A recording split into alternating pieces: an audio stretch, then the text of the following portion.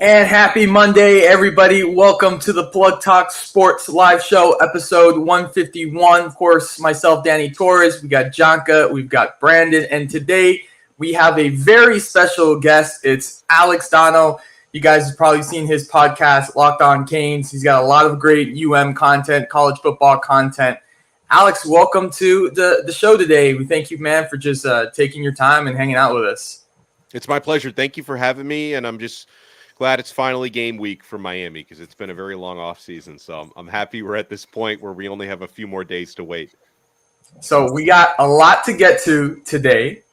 We're not going to start how we usually do with our bad shameless plugs and plugs of the week. So we're going to get right into it. College football is finally here. As Alex just said, it is a Miami game week against Florida. Janka, what do you guys want to pose this question to everybody? What are you guys thinking about for this game? Go ahead, Brandon.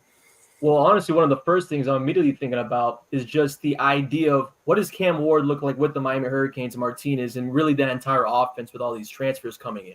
Now, with the Gators themselves, they did well in the recruiting battle and getting a lot of guys defensively, such as Miles Graham, which they actually got regionally in Gainesville.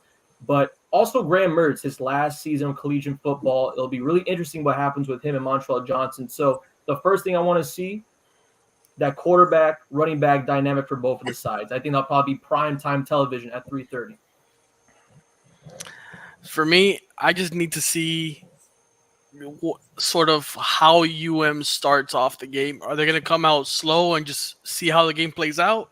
Or are they going to come out hot, try to swing and take a good lead just so that they can have a comfortable pocket, just to park the bus a little bit, just to, hold off the Gator offense a little bit with Montreal and then Graham Mertz, who I think is actually pretty underrated if you ask me.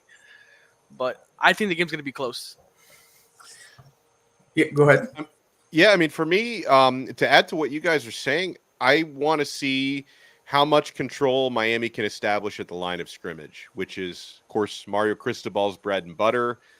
That's the way, and I agree with it, the way that he chose to build the Miami Hurricanes was trying to focus inside the trenches. His trademark, going back to his time at Oregon, really going back to his time when he worked with Nick Saban at Alabama, is building up and developing offensive lines. Miami should have, one of the better offensive lines in the country. And then on the defensive line, they've got guys who look like they're going to dominate on paper. Now, I have to emphasize on paper because what we just saw over the weekend was a Florida State defensive line that they were telling us during College Game Day. Pete Thamel does this hit on College Game Day. All these NFL scouts, he said, are telling me that Florida State has the best defensive line in the country. They produced 0 sacks against Georgia Tech. So, at least I've been able to at least see Miami's defensive linemen with my own eyes. So I'd like to think that, they're going to perform at a higher level than what Florida State just did. But, when you think about what Miami has, especially on the edges with Ruben Bain heading into his second year, and I was listening to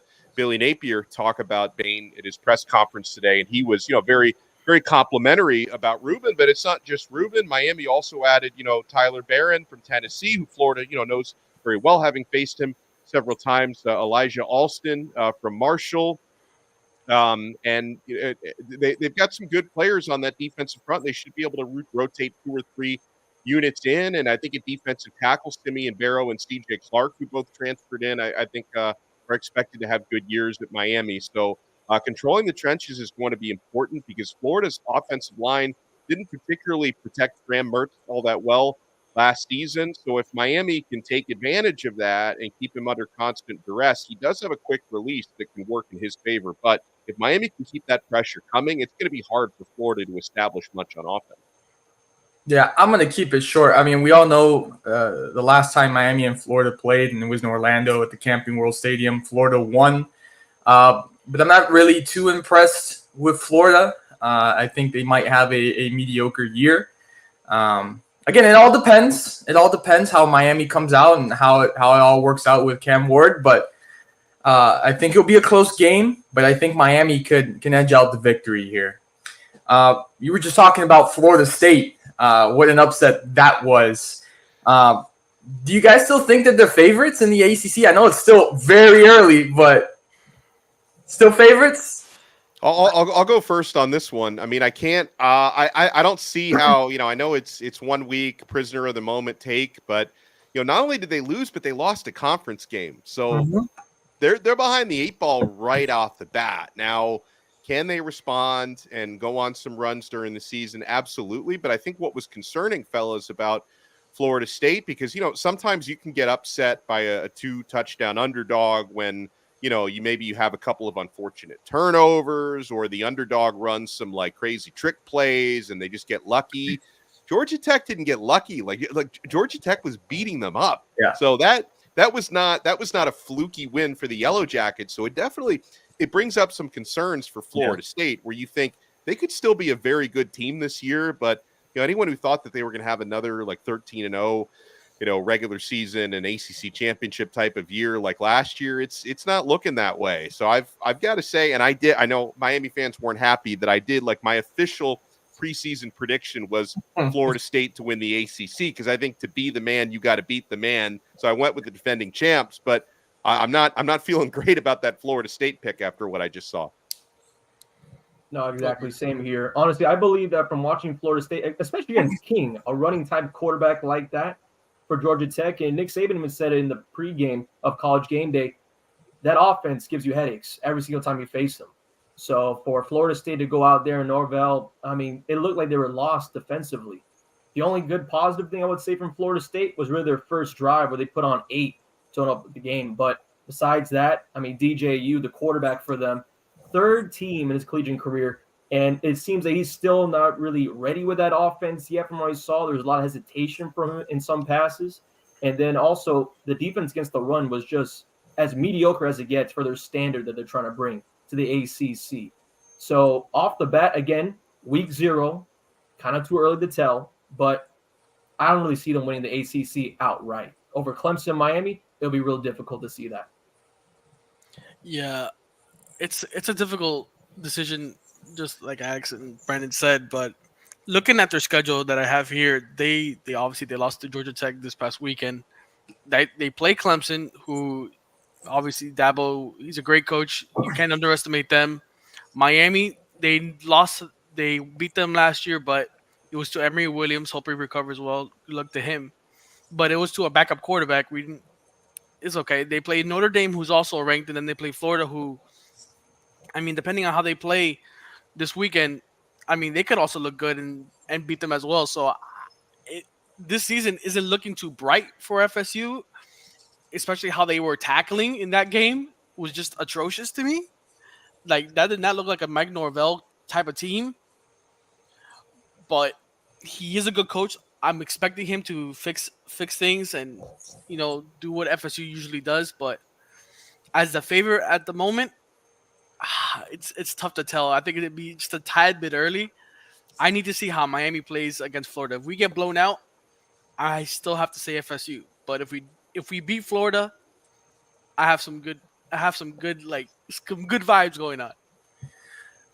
Regarding FSU, I know they had a quarterback injury last year, but I think towards the end of the season, you can tell their performances weren't really there. And I just think to start off this season, I think it was even worse. So, again, I had them as well winning the ACC, but after this performance, who knows? It could be maybe a week 0 blunder, and then they just get better. But that's only time will tell. I have some questions for Alex that me and Jonka always talk about. We talk about it every summer. And every summer we have the same conversation. And I have the same questions. And we have this argument. At this point, especially with coaches, it's like a revolving door. But the problem doesn't get fixed. And Miami gets great talent. They have great talent on the roster. So what do you think? It's like we're seeing the same movie play out over and over again. What do you think is the root cause to the problem? Yeah, same movie, hopefully a different ending this time. Honestly, I think a big cause of problems are not recruiting the right type of players. It's not only about, who you get. And yeah, Miami has, even in previous years, at times when they were not very good, they did bring in some really talented players. You sprinkle in a couple of several 4 and some 5 stars here and there. But even so, like, I think that the idea that Miami has always been blessed with this much talent, it's a bit of an overstatement, because if you go through in recent years, a lot of defensive tackles that they've missed on over the past 15, 20 years, a lot of cornerbacks they've missed on over the past 15, 20 years. Recruiting in certain key areas had not been as good for a long time. And then I think that there have been a lot of divas that have come through the facility, and it's something. It's harder and harder to weed those guys out in today's college football, because they're only getting more media attention these days, not less. So you're always going to have some personalities that are not necessarily the types of guys that are great to steer a program. But I think if you have enough players leading your locker room that really love football and they enjoy the hard work, that you can steer some of those divas and like maybe mold them into being harder working players. But if your foundation is made up of guys who are there for social media and not so much actually to improve and get better, then it kind of becomes like a toxic situation that can just sort of extend out to the rest of the program. So I think it's important to have strong leadership that can help weed some of those guys out. And you don't really know until you know. Yeah. But I'm cautiously optimistic seeing some of the guys who are locker room leaders now. And I think in terms of like setting the tone for the culture, I actually think players are more important for that than the coaches, because these players spend a lot more time with each other than they spend with the coaches. So obviously the coaches are the ones who have to pick those players and put the right players in the locker room. But, based on just what I see, having the blessing of being able to talk to players like Cam Ward and left tackle Jalen Rivers and Xavier Restrepo and Kiko Mauinoa, Mark Fletcher, guys who are on the leadership council. I think there's like 8 or 9 guys total who are on the leadership council. Like, these guys all seem to be grounded and they all seem to be setting positive examples. So hopefully those positive examples that they're setting are kind of radiating out towards the rest of the team, because I've got to think that whole mindset has a lot to do with a lot of the errors that Miami had. I mean, yeah, I'll go back and say I don't think Miami's teams were ever as deep as they should have been over the past 15 or so years during their downward trends. But then at the same time, I don't think there were enough players in the locker room and on the sidelines that were holding each other accountable and that were ready to respond when they were punched in the mouth. So the only way to know if it's different this year is to actually see it. Like the proof is in the pudding, as they say. But I'm cautiously optimistic that they've fixed some of those locker room problems, because I think that was the big issue. Jonka, Brandon, got anything on that topic? Well, I mean, I would also like to add on as well. I think one of the biggest differences, because we talked about, will the same movie play out? Honestly, I think it might be a little bit of a different cast this time around in this film for 2024. I mean, 2 years through Cristobal, we've seen the transfer portal really taking place throughout his program. And of course, that's anyone in the ACC besides Dabo Swinney. But in overall, recruitment has been well. He's been able to get the right guys in, as of course Alex has mentioned previously before. And that really could be the game changer in the locker room, because from what looks to the standard that they probably want to bring over for this season, the biggest matchups on the calendar year will always be a Florida State or Clemson to play in the ACC. But really also, as we were talking about previously of week 1 against Florida, this would also mean, what do you see in SEC matchups? Because potentially that could be a matchup if they were to make the college football playoffs this year, expanded to 12 teams. So will it be the same movie? I don't believe so. I think it'll be a different ending. I honestly do see them as a favorite going into week 1 right now with the ACC. But in overall, it's all because of the recruitment. It's been different, and that's the reason why. I have a question for Alex. It's not a deep question, but it's related. Would you say after that 2001 championship, for recruiting, has any coach or staff been able to recruit at a level as high as Mario Cristobal in these 3 years? Which, at that, if they haven't, would that relate to poor performances? Poor performances on the field, and that's why we've seen this decline year by year by year. Yeah, nobody. I think Mario Cristobal is changing it in a positive way, but really nobody since Butch Davis has been able to recruit like that. Like that was really the last one, because when Larry Coker took over, the recruiting deteriorated little by little. I will give credit to Randy Shannon, because he pulled in that class of 2008, which looked amazing. Unfortunately, not all of those players lived up to the expectations. And then also, when you get one really good recruiting class, if you're not stacking 2, 3, 4 classes, it's not really sustainable. Like look at the Georgias of the world, and what Michigan were able to do, although maybe they were committing violations, we've come to find out. But what Michigan was able to do, stacking recruits, like you need to be able, in Alabama, of course, for so many years under Saban, like it's not just about getting one class. You need to do it year after year after year. And for Cristobal, it's been 2 full recruiting classes so far, and they were both top 10 classes. That's what you need to do. You need to do that for 3 or 4 years. Now, maybe it's accelerated a little bit because of the transfer portal, but still, I think you need to sustain that sort of recruiting for multiple years. And I think that's the big difference. And I don't think nobody's been able to recruit like this since Butch Davis. There were some things about Mark Richt that I liked as a recruiter, specifically the fact that he would start identifying even some 8th graders and making scholarship offers, which is important to build those foundations. But he didn't recruit like this. He didn't recruit like Cristobal, who instead of sleeping at night, this guy is studying film and studying prospects. He doesn't sleep. I would say so. We obviously know the expectation always with Miami is national championship.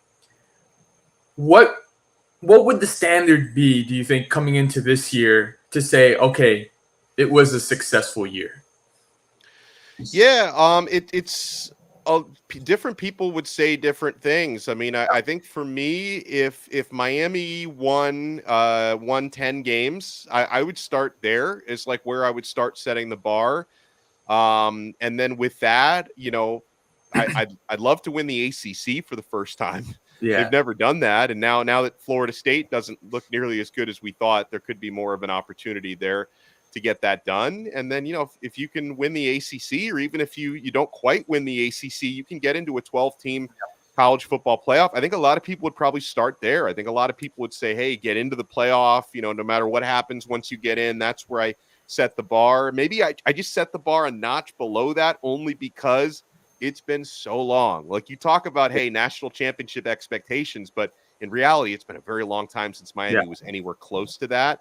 I'd like to win double-digit games, so I'm going to start there. And anything else that comes with that would be a welcome bonus. And, an opportunity when you have a guy like Cam Ward as your quarterback for 1 year, you put all your chips at the middle of the table. I think Miami's trying to win big this year. I would also say another question. Let's say it doesn't happen in that way. When do you start to put the pressure on Mario Cristobal? Yeah, that's a really tough question, because he is only entering the 3rd year of a 10-year contract. And, they gave him that very long-term contract with the understanding that, we want you to take your time and build this the right way. We don't want, to give you a 3 or 4 year deal where if you're not in the playoff, then we're thinking about firing you. I think they wanted to give Mario the understanding, and it does help in recruiting, I think, to have a longer deal, because players know this guy's probably going to be here, for all 3, 4 years I play at Miami. So they gave him that contract knowing that we're trying to produce long-term results, not just a short-term sizzle.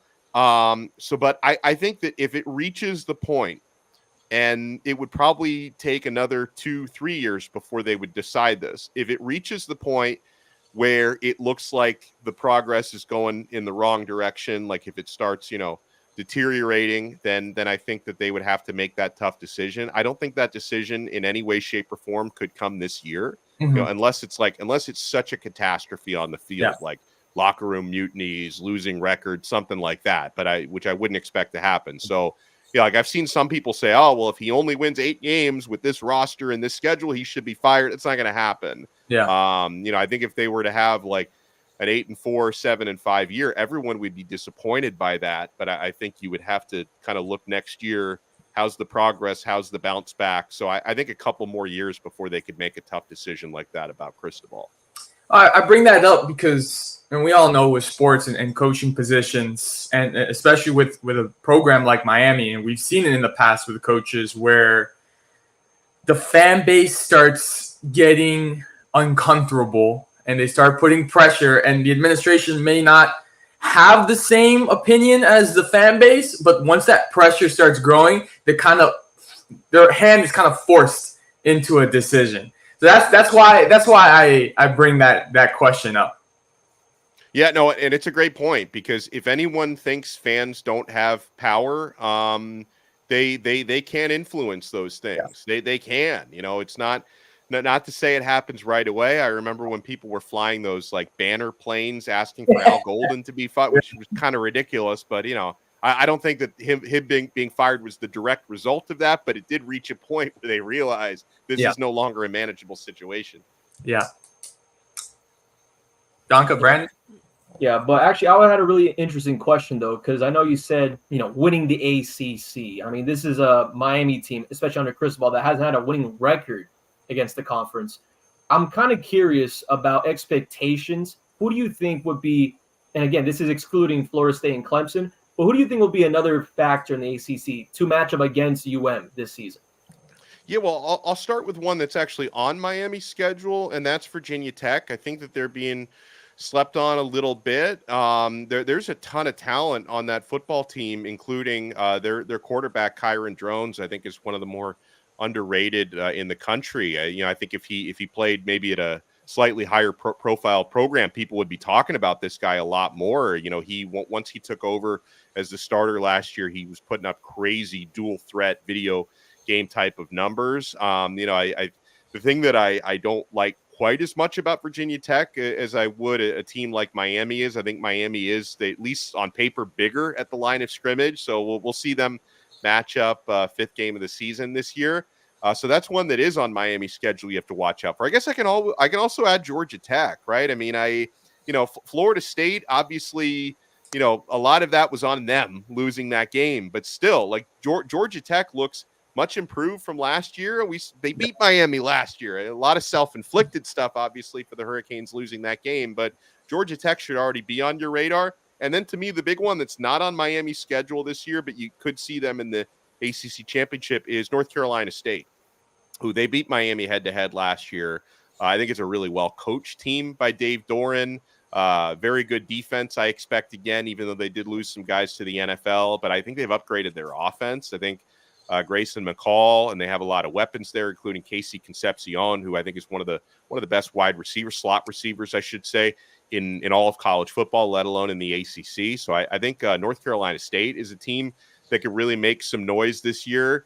I know one everyone was talking about that they've backed off a little bit is SMU. Now, they did win their opening game, and they were like 4 touchdown favorites against Nevada, but they didn't look good. They had to come back from a late 10-point deficit. So people are maybe stepping a little bit back from that one. It may take them kind of a year to acclimate towards Power 4 football. But, yeah, I think between Virginia Tech and North Carolina State are 2 big ones for me to watch out for.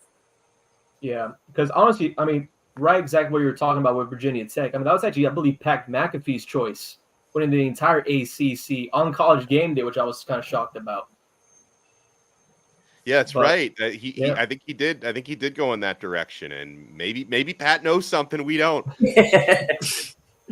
Yeah, but honestly, I was curious because, I mean, of course, realignment's a huge thing now in college football, whether that be affecting the Big Ten, who now have, really 2 contenders right now joining their conference, and also the ACC getting a lot of guys from the Pac-12. I don't know what's going to happen right now from the conference itself, but from a standpoint like California, like Cal, is there a real shot from your perspective? I know it's a little bit away from UM, but do you think there's a real shot of one of them being like an underdog or out of nowhere, out of the blue ACC contender? Yeah, I think Cal could be interesting in that conversation. They tend to play up and down to the level of competition. That's what all the Cal grads and Cal football fans tell me is that they're going to shock like one of the bigger teams. They have Miami and NC State both on their schedule this year. They feel like they're going to win a game like that, but then they're going to lose to some terrible teams on their schedule. But Cal's a good football team, and Jaden Ott is one of the best running backs in college football, period. With Stanford looks bad, and they have been bad, but they do have one of the best receivers in the country, Alec Iomanner, who this dude, like he was basically their entire offense last year, which is not necessarily a recipe for success, but he's going to put up big numbers probably again this year. But if I were to think if one of them were to shock some people and make some noise, it would definitely be Cal would be the one I think has more of an opportunity for that. All right. Now I got a question. I asked everybody that comes on this show this question, but when it comes to the landscape of college football, I have my opinion on NIL and the transfer portal. I believe that it is somehow leveled the playing field for smaller programs to take that next step and compete in recruiting wise, so that football is a little bit more competitive now. Now you can't just outright say, "Oh, this team's gonna blow out this team." Like before NIL even came out, it was mostly Georgia, Alabama, Michigan, Ohio State winning all these recruiting battles, and it was just kind of like you already like kind of decided the top 4 teams in college football. Now these teams are getting these players. They're transferring here, transferring there. They want playing time. They want to do this. They want more NIL money, whatever it is. And now the talent is being spread around. And now you really can't really like decide who could win a game, who can't win a game. It's getting a bit close to me. So I want to know your opinion. I never asked you that question. I think I like the way you phrase that, because I think a lot of people look at it kind of the opposite way, that it's just like the handful of teams that have the most NIL money are they're just gonna get all the big players. But I like what you said there, because I think about certain players, and I think a great example of it is Haynes King, the quarterback who just beat Florida State this past weekend. This guy, he was at Texas A&M prior, and he was a big-time recruit out of high school, was not doing well at all with the Aggies.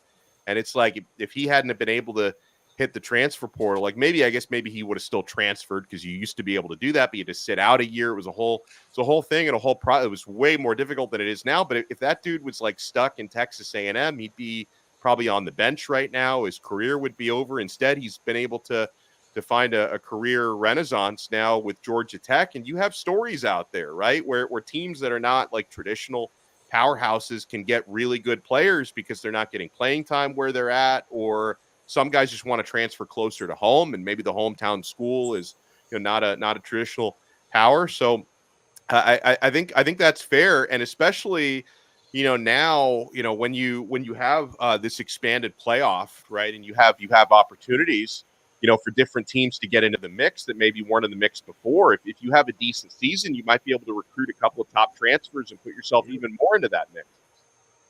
Now, kind of, you said Haynes King. I think one of who I'm going to be looking at the most this season, my brother went to UCF. Dylan Gabriel, who's now on Oregon, he was with Oklahoma last season. I'm interested to see, because Oregon is coming off of Bo Nix, who I think is going to be exciting on the Denver Broncos this year. So shout out to him. But I don't know if Oregon is going to have that big of a season as they did last year, because I think Bo Nix is a better talent than Dylan Gabriel, to my opinion. But it's going to be interesting, because Oregon does have a good team. Now all of a sudden they have unlimited NIL money for Nike, but I don't know. Yeah, no, and it's something for sure, especially now that teams like Oregon, they get into an even bigger conference than they were before. So now it's like, Phil Knight with that Nike money, he's even more motivated now that they're in the Big Ten. I keep hearing, and sometimes I don't know what's true and not true when you see some of these reports, but this report came out a couple months ago that they now allegedly Oregon has an unlimited NIL budget from Nike. That might have been exaggerated, but still, it's like it gives you an idea of what they're trying to do over there. It's true. So I want to ask, coming into this season, do you think that Michigan will continue its dominance? Zero chance. I think I think Michigan is going to go through a tough cycle. You know, they lost some really important players to the NFL, including JJ McCarthy, who was probably a little bit underrated at quarterback, even though now he's obviously got the hardware and he was drafted highly. And just like, I mean, Jim Harbaugh left a mess behind. Yeah. I don't think we know like the full extent of what all of their sanctions and things are going to be, but you're talking about like 2 separate investigations that they've been notified of allegations for, you know, the recruiting violations and then the sign stealing violations. I'm curious to see how all that shakes out because, you know, we've seen it recently. The NCAA doesn't really have as much enforcement power as they used to have. Like now the playbook seems to be they sanction you, you sue them, and nothing ever really happens. So we'll see if Michigan follows that same playbook that the Tennessee and some others have followed recently. But still, I think all of this, it hurts the Michigan brand. And, you know, I don't necessarily think Sharon Moore is going to be able to like pick up where Harbaugh left off. And not to mention the Big Ten just got a lot tougher. Yeah. You know, we talk about adding Oregon. You know, I don't think Washington's going to be as good this year without Penix as they were last year. But, you know, Washington just played for a national championship game. They're in the Big Ten now. And Ohio State has built like this generational roster where, you know, it looks like they might be, you know, probably either them or Georgia, or depending on who you talk to, would be favored to win the national title this year. You know, I don't think there's any way Ohio State loses to Michigan again this coming season. I think they play them at home this year. So yeah, I think Michigan's going to take a back seat for at least a few years. Yeah, Brandon was touching upon conference realignment, and we've had, again, lots of talks about that. I know in the ACC standpoint, Florida State's been in those talks about leaving the ACC. Can we see Miami in the future, you know, possibly leaving the ACC? I hope so. I hope so too. Especially if, you know, Florida State and Clemson are able to get out sooner rather than later. The conference is going to take a hit. I think the ACC could survive, but it's not going to be the same. You know, it's going to feel like, you know, much less of a power conference. You know, I think Miami's just taking a little bit more of a responsible, measured approach to this. You know, I do think that, and I know Florida State fans get very excited about all the court dates and the lawsuits and the ACC's terrible. You know, they get very excited. Maybe they should have focused a little bit more on week 0 than they did about all the courtroom stuff. Like they love that stuff, but then at the same time, like based on what I've heard about Miami's approach to the ACC, and you know, the Miami's athletic director a few months ago was asked a couple questions about this on the radio, and he was basically like, you know what, like we had lawyers who took a look at the ACC's grant of rights, which is that document that supposedly locks everybody in. Like Miami's lawyers took a look at that and they didn't really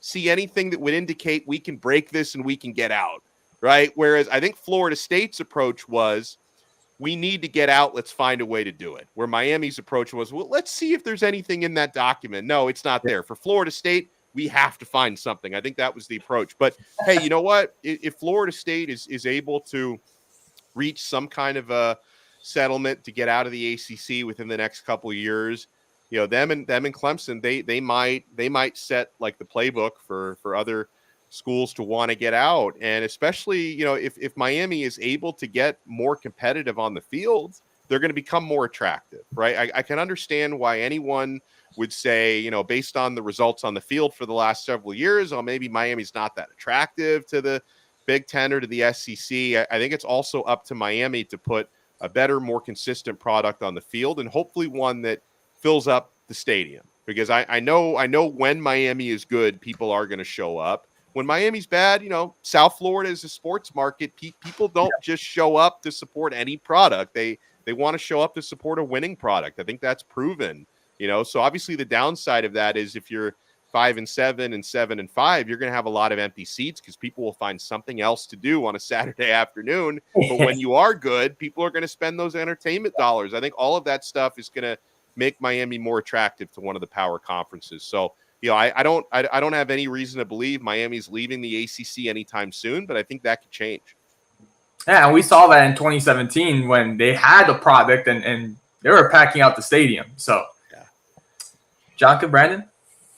Honestly, I actually wanted to add on to that as well, because I think the most interesting thing about this season, of course, is the college football playoff bracket.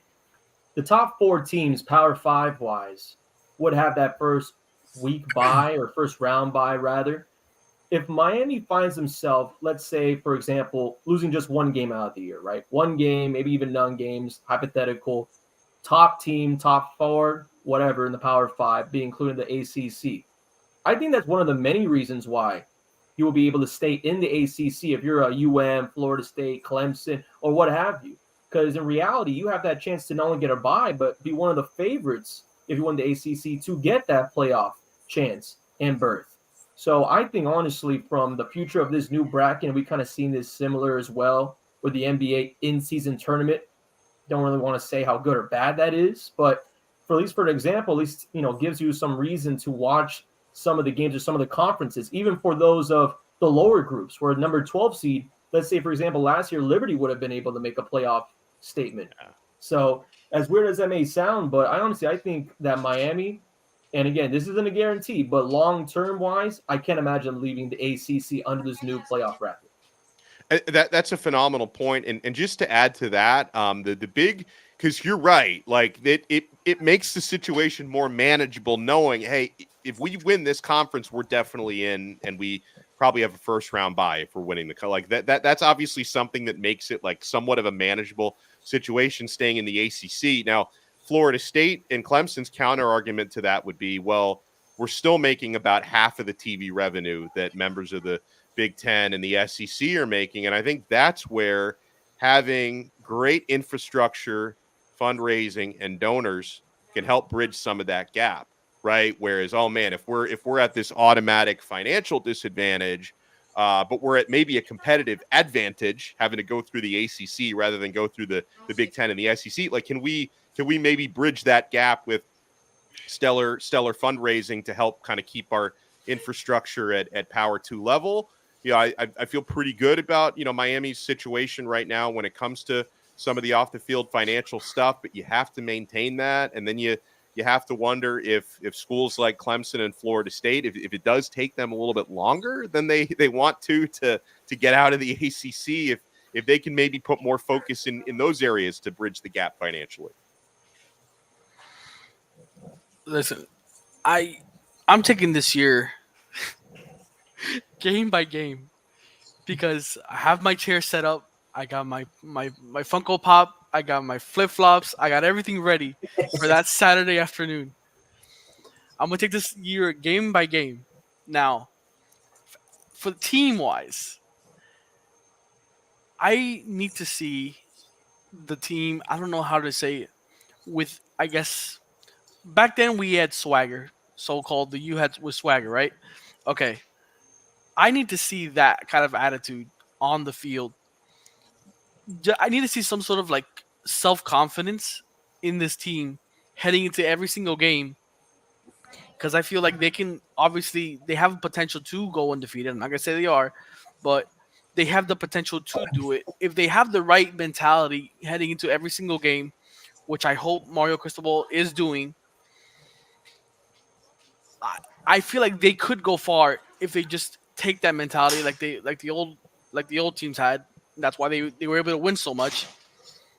So I need to know, what do you like? What would you expect? How do I phrase this question? Because it's very complicated. Uh, for this year, what is it does the U need the most to become successful? Depth, I think, is the number one thing. The fact that they have basically 8 or 9 guys who are playable on the offensive line, 5 or 6 guys who can tote the rock at running back, probably 5, 6, or 7 that can play at a high level at receiver, at least 3 who can play at a high level at tight end. The defensive line is pretty stacked. I would say depth is number one, because that's something that's going to help you not only, if you have injuries and bumps and bruises and stuff. I think the next man up mentality is important. As far as what you were talking about, like with the swagger, I I don't know if we'll ever be able to recreate what we had in the 80s and 90s, especially because a lot of the stuff that we used to do would be 15-yard penalties now, and they weren't back then. However, I will say, I can't remember the last time the trash talk game in practice was this good. And the guy who sets the tone for that is Cam Ward. Yeah. He's got a mouth on him. Like, quarterbacks don't usually talk a lot of trash, but every time Ward makes a play, he's in somebody's face on the defense. And actually, like, I was told by numerous different Miami players that the actual biggest trash talker on the team is offensive lineman Inez Cooper, the starting right guard, that he jaws with everybody. And I've seen Wesley Besaint at linebacker talking some trash. So it's like, the trash talk game is high, and, they're probably tired of talking trash to each other. They'd like to talk trash to some opposing players. So I think that's right there. And also, like, to me, just the accountability that, if somebody makes a mistake, they own it. And, if you make like a selfish mistake, like a 15-yard misconduct penalty or something like that, you need to have your teammates holding you accountable. So I think that's the big thing. And I think that's kind of the other side of swagger. Because, like, when people think of swagger, they think of like showboating is kind of what people jump to. Yeah. But I think another part of that is just being there for each other and being able to pick your brothers up, but to also to get in their faces a little bit. Like, if somebody's acting a way that they shouldn't be acting, or taking a play off, or, committing a taunting penalty or something, you get in their face and make sure it doesn't happen again. So that's something I really need to see this year. With that, before Daniel goes, we had that sort of player, Jacoby George, with a little bit of a temperament, which kind of screwed us over in a couple games this past season. Do you think if he cleans up his act and, doesn't cause these unsportsmanlike penalties, we could have won maybe one or two of those games, or and those like big drives that we could have had? But if it wasn't for it, what do you think, bro? I don't. He's kind of like on the level for me. He's like, eh. Yeah, and he, I'm actually pretty impressed with his self-awareness, because he, I was watching the most recent episode of the Canes Camp YouTube series that they put out, where, the videographers at Miami have access that, is like unparalleled with what they're able to put out there. They got all the players mic'd up and stuff. And I was watching Jacoby George actually saying, like, he feels like he's matured a lot. Like, I think he's like very aware of the fact that, over the last couple of years, like, he's been so emotional. I think the Louisville game last year was like a big one where they were like kind of baiting him into getting personal foul penalties. Like, he's been so emotional at times where, opposing players can actually kind of like bait him into doing something that's going to get him flagged. I think he's aware of that. I think it's something that he's been working on, because honestly, like, when anyone brings up Jacoby George, who, by the way, he's a tremendous guy. I think he's just got, like, his fuse is just a little bit different than some people, but a tremendous guy who really, really cares about his team and is really passionate. But I think like he understands, and he says he's maturing, because I think when anyone talks about him, I don't think anyone can criticize anything he does on the field. I mean, really explosive receiver, led the team in receiving touchdowns last year, was pretty close to 1,000 yards on the season. It's just like, he's got to cut out the self-inflicted wounds, and hopefully he's taking steps in that direction, because, between Xavier Restrepo, Jacoby George, and then there's like two other guys that are really experienced and up there, Sam Brown, and, Isaiah Horton is a little less experienced, but I think he's ready to take another step this year. And then Miami's got a ton of young receivers that I think can play a bigger role, but like between like the top four guys in their three-man receiver rotation, I think they're in really good shape compared to most other teams in the country, with the exception of like the Ohio States of the world, who are like 10 deep with 5-star wide receivers. But Miami's pretty good there.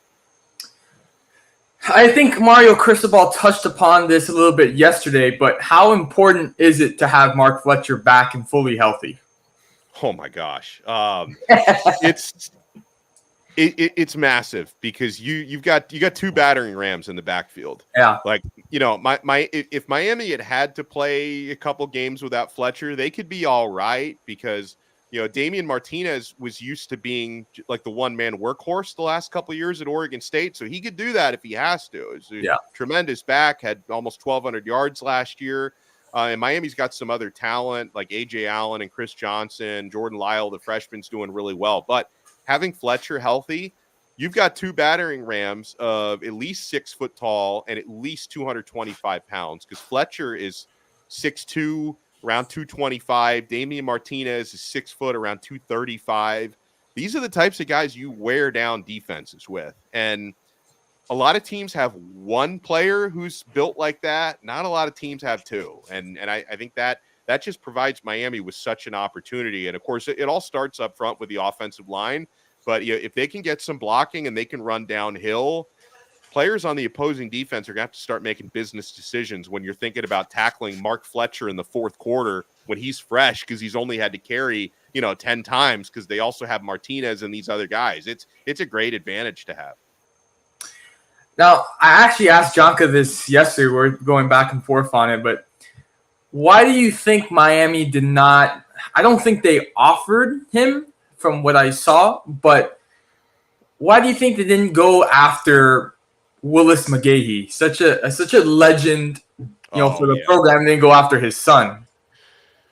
I don't know, because I don't know enough about Willis's kid as a prospect, because I never really got to the point where I studied him that hard, like knowing that Miami, I don't know why. I mean, I know I will say that not every legacy is an automatic fit. I think that there are certain legacies you want to have, like Damari Brown, the son of Selwyn Brown, is I think going to be a tremendous already is a good player. I think he's going to be a tremendous cornerback at Miami. But I don't know. I think I guess my best guess would be that they make decisions that are based more on the attributes and the tape than they do about the family tree. And I can respect that. But at the same time, like if he balls out, then we're going to say, how come Frank Gore's kid had at a smaller school, was at Southern Miss, like a smaller school.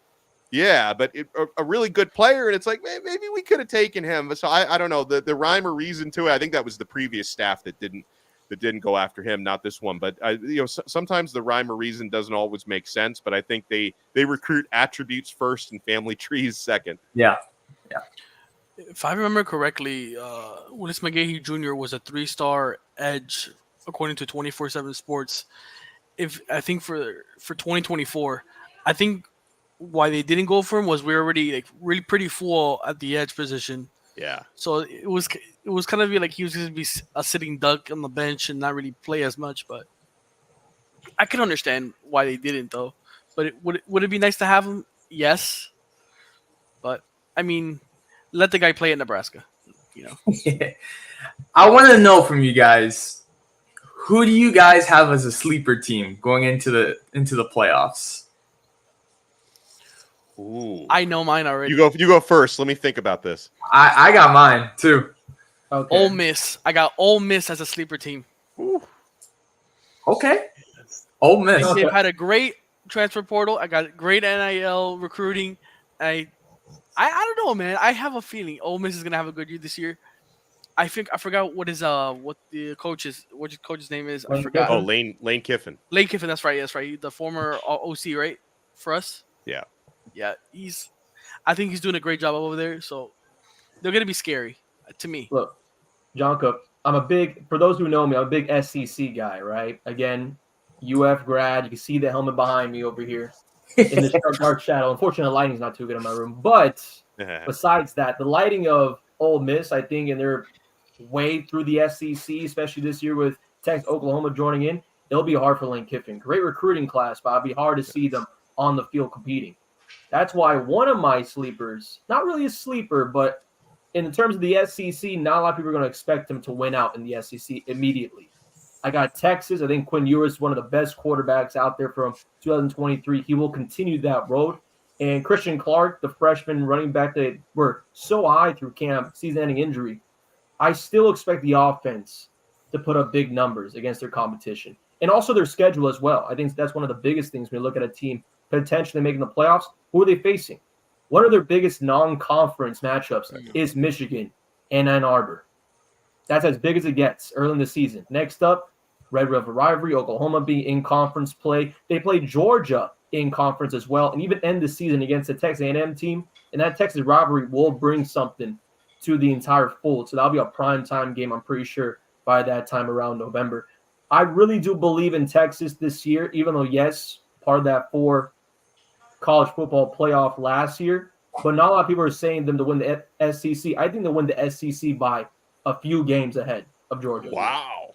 And that's what I think. Don't put it as a guarantee, but I'm really high on Texas. They're dominant going through the Big 12. Of course, you saw them against Alabama. That was neck and neck against Alabama during the regular season last year. And if Alabama won the SEC over Georgia last year, and again, different coaching staff, different team, but I think what Texas is bringing into this year with some returners, I mean, it's hard to say no, for me at least. You know, I'm going to go with a team that it's going to sound like a sleeper, but probably not a sleeper. But I'm going to say Utah, you know, and obviously, like when you hear, oh, Utah playoff, that seems like a sleeper. But remember, Utah's in the Big 12 now. Yeah. And this is a Big 12 just lost. You talked about Texas. They lost Texas. They lost Oklahoma. And I to me, Utah, I think it's the best team in the Big 12. So I'm going to give them the edge to win that conference, which would get them an automatic bid into the college football playoff. But then kind of staying on the Big 12 tip, I wouldn't completely rule out UCF. I hear some hype for them in a not so great Big 12. And, you know, we'll see what happens. We'll see what happens at quarterback with, I forget his name, the Arkansas transfer who seems like a very KJ Jefferson. KJ Jefferson. We'll see what happens there. They also got my guy Jakari Brown on the roster, waiting to step into that quarterback role if anything happens there. So I'm gonna show some love to UCF, and then in the ACC, I think the ACC will probably get more than one team into the playoff. I think a conference winner, and then they'll probably sneak in like maybe one at large or whatever they call the 6 through 12 seeds. And I don't know, man, I went back earlier talking about how NC State is a team that I respect. I could see them getting in, especially if they've got a head-to-head against Clemson this year. If they're able to get over that hump and beat Clemson head-to-head this season, I think that'd be a big edge for them. So those are a few that I could see sneaking in. I'm going to have to go with Liberty. I think Liberty is going to get in there. I think they're the best team in Conference USA. I think that the only team that can rival them in Conference USA, I think, is Western Kentucky. And I think they can get in there to the 12th seed. 12th or 11th seed, I got Liberty getting in there. I like it. That's bolder than the rest of us, that's for sure. Yeah. 100%. Hey, man, look, I've seen them, and I know we're not that good, but I have seen them battle ram FIU quite a couple of times. So it's not fun, but I got them going in. That's a tough one, man. Liberty? Yeah. The thing is, like, okay, let's say for a hypothetical, Oregon is at 13 heading into the last week, and Liberty's at 12. Is the committee gonna put Liberty over Oregon? I don't know. It's a tough decision because it's not based on, like, obviously if they both win, do you put Oregon, obviously for entertainment wise, because that's their committee. It's not based on like your stats or whatever. It's what they decide to put in. Well, yeah, but you got to remember that there's going to be somebody in the top 5 is going to be a sleeper because there's only 4 power conferences, but 5 conference winners who get automatic bids. So there's going to be somebody from Conference USA or the AAC probably that snags one of those top 5 seeds. And with Liberty, they're in CUSA, right? Is that? I always get the Conference USA and AAC teams mixed up. Yeah, it's Conference USA. We have time for about one more question. If Jonka, Brandon, you want to take a stab at it? Well, actually, I was really curious about your take on this one because I know we talked a lot about the ACC potential outliers when it comes to this season. I'm more curious about what you've seen reporting as long as you have this Miami program from Cristobal overall. Whether, from starting off in FIU, of course, guy, going on to Oregon and leading, Coach Lanning's was really a hell of a program there at Oregon, now over here at and building that. I'm curious, your perspective, if there was, I know hypotheticals only, but under this management, what's the next 5 years you're looking at University of Miami going towards goals wise? I think that University of Miami would like to, under Cristobal, they would like to become a team that you think about the same way you think about, the Ohio States of the world, and now, what Oregon has become, and Mario Cristobal, by the way, helped them become what they are. Yeah. What they are now. And there have been good Oregon teams before, but it was like the Chip Kelly Oregon is like so different from the Dan Lanning Oregon, just in terms of like style of play. And that Dan Lanning, excellent coach, but there are still Mario Cristobal fingerprints on that. And, he'd like to continue to build a team that more closely resembles the Georgias of the world. I think is what he would like to build. So you would think, the 5-year plan would be to just really stack the roster with the best possible athletes, the types who are like the bullies out there in the trenches and the fastest guys, and try to build the type of team that's always going to be in that playoff hunt, like every single year. And maybe there are some years when you fall short and you don't get in, but you're always kind of right at the tip of people's tongue when you talk about the playoff. I think that's what he's trying to build. And you talked about Cristobal's time going all the way back to FIU. And even like when he first had that FIU head coaching job, I'm like, okay, Cristobal's heavy into coaching now. I kind of wondered back then, at some point, is he going to end up head coach in Miami? Because you knew that was the dream job, right? That was always the dream job. And if it wasn't the dream job, he wouldn't have left Oregon, because he didn't have to. He was in a very good situation there. Yeah.